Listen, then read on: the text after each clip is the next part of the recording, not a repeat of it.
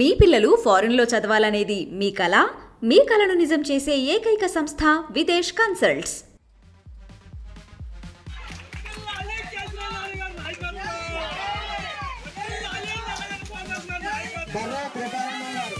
బర్రా కృపానందం గారు,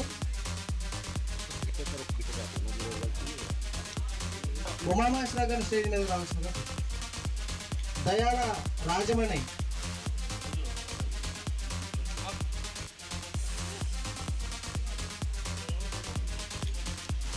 గంట నాగమణి, నాగరాణి, పాలకుర్తి రాజరావు గారిని, బుజ్జి గారిని స్టేజ్ మీద రావాల్సిందిగా కోరుచున్నాను. పాలకుర్తి లాజరు, పాలకుర్తి కార్తీక్ గారిని ఇంకెప్పుడు నాకు వంట కట్టమండి. మీరు ఎవరికైనా పెట్టుకోండి ఈ కార్యక్రమాన్ని, కానీ నేనైతే ఏదైనా బాధ్యత తీసుకోవట్లేదని చెప్పి నేను వదిలించుకున్నాను అతను. ఆ తర్వాత మీరు చూశారు అతను అరాచకాలు. టీవీలో మాట్లాడతానే ఒక ఆయన చెప్పు తీసుకొట్టాడు. ఒక టీవీలో మాట్లాడతా పక్కన ఇంకో ఆయన డిబేట్లో ఉంటే చెప్పు తీసుకొట్టాడు. అట్లాగే అనేక కార్యక్రమాలు. ఇవాళ ఏంటంటే చంద్రబాబు నాయుడు గారికి తిరువురు అంటే బాగా కోపం. నాకు తెలుసు ఆ విషయం. ఎందుకు కోపం అంటే, ఇక్కడ ఆలీబాబా దొంగల ముఠా అని మన చిన్నప్పుడు కథలు చదివారా? మాస్టారు మీరు చదివారా? ఆలీబాబా 40 స్టోరు, ఆలీబాబా 40 దొంగలండి. పిల్లలు చెప్పలేదు ఎప్పుడు.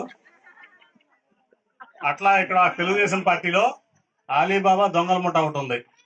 ఆ దొంగల ముఠా పని ఏంటంటే ఎప్పుడు కొత్త అభ్యర్థి కావాలి. నా దగ్గరికి వచ్చేవాళ్ళు, ఈ స్వామిదాస్ అసలు ఎందుకు పనికిరాడండి అనేవాళ్ళు. ఎందుకంటే డబ్బులు లేవండి స్వామిదాస్ దగ్గర అనేవాళ్ళు. ఏంటిగా డబ్బులు అంటే, మాకు డబ్బులు కావాలి కదా మరి రాజకీయం నడపడానికి, స్వామిదాస్ మాకు డబ్బులు ఇవ్వట్లేదు, కొత్త అభ్యర్థి కావాలనేవాడు నాతో.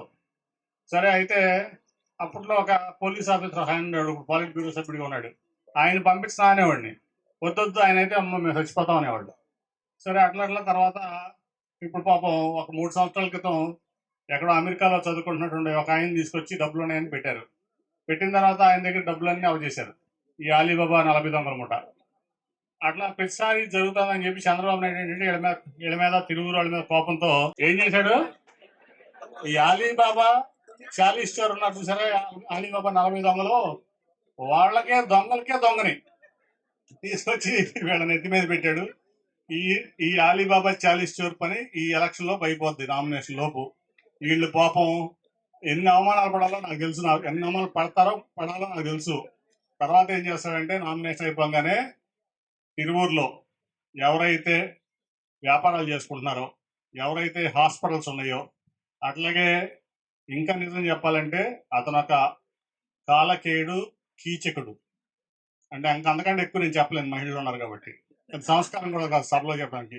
ఈ తిరువూరులో చాలా ఇబ్బంది పడతారు ఇటువంటి వ్యక్తులతో.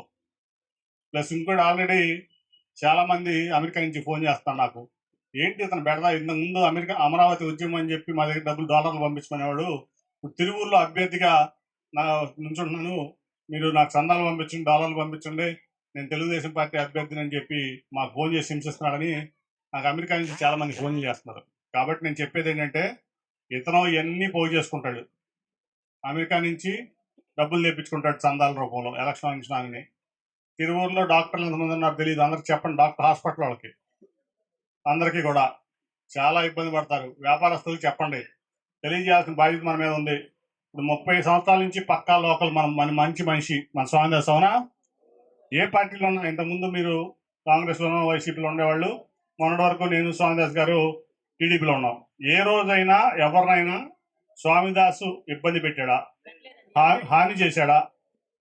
ఏదైనా వీలైతే మంచి చేయడానికి చూశాడు కానీ, మీకు ఏదైనా పని చేసి పెట్టడానికి చూశాడు కానీ, ఎప్పుడూ కూడా ఎవరిని అవమానించడం కానీ, లేకపోతే వాళ్ళని హాని చేయటం కానీ, ఒక ఇబ్బంది గురి చేయటం కానీ ఇంతవరకు 30-35 ఏళ్లలో స్వామిదాస్ గారి నుంచి మనకు ఎటువంటి ఇబ్బంది లేదు. అవునా కదా?